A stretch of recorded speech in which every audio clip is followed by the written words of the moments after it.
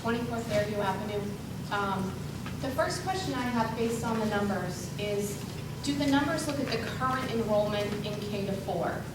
Or is it projections and such? Are these hard numbers that we looked at for Garvin, McLaughlin, community, everybody, and then you take them up a grade? I'll defer it. Fred, please pick that up. So the kindergarten becomes first grade becomes second. So is that what the numbers that we're looking at on the sheets? The third grade would represent the current second grade enrollment? I'm going to go to Fred for that. No, the way that the numbers are currently displayed is that what we did is we took the current enrollment, let's say community second grade, that when you go to the overview, you look again at the community second grade. And the reason we did that is when you roll up numbers, you never know exactly how many children you're going to have in kindergarten.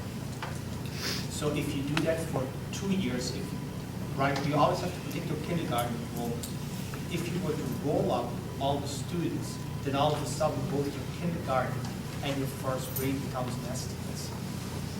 So that's 2 of the 6 grades that you have to make an informed guess by not rolling up the children. You have at least 5 grades where you have hard numbers, 1 grade where you need to make an estimate. But when you look at the number of classrooms that we scheduled, there is no discrepancy between kindergarten and first grade, meaning that even if all the students we expect are currently are typically we send to privates for the kindergarten placements, were to come back, there would be space for that. Because we have about, I would say about 15, 16 classrooms in first grade. We also have about 15 to 16 classrooms in kindergarten.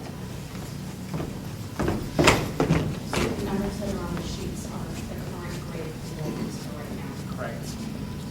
Because if anything, based on the NASDAQ projections, that might be a slight overestimate.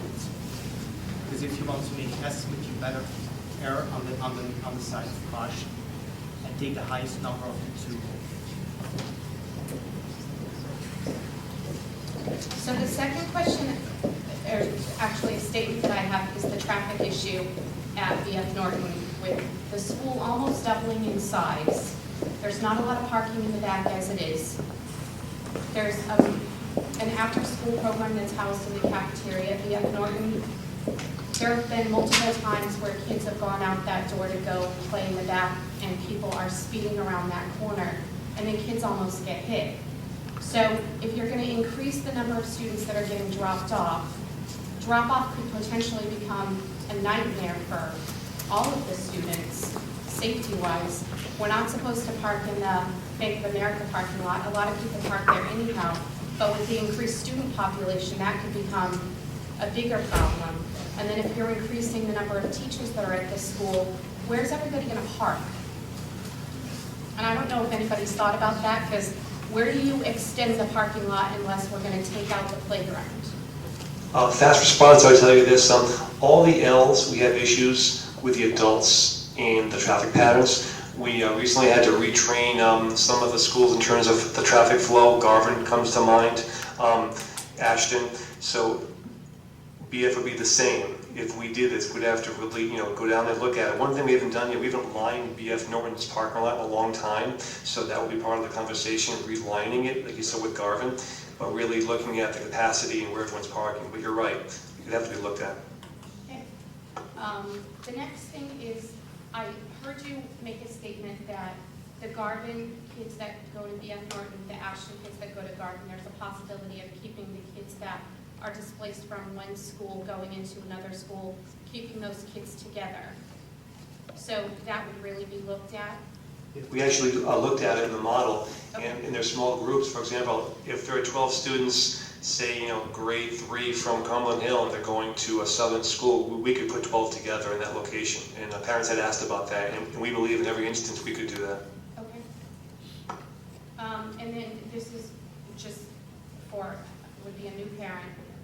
Tours for the parents of students that are going to a new school. can we make sure that that's available so they meet some teachers, they see the school?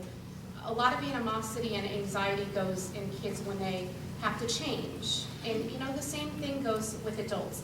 Change isn't always a good thing, sometimes it's great though. But to give the kids a little reassurance, I think that would be beneficial to them. Or even have a welcoming day, so the kids could go and maybe the PTOs, it's one of the things that we do, but we get the kids, make them feel a little better.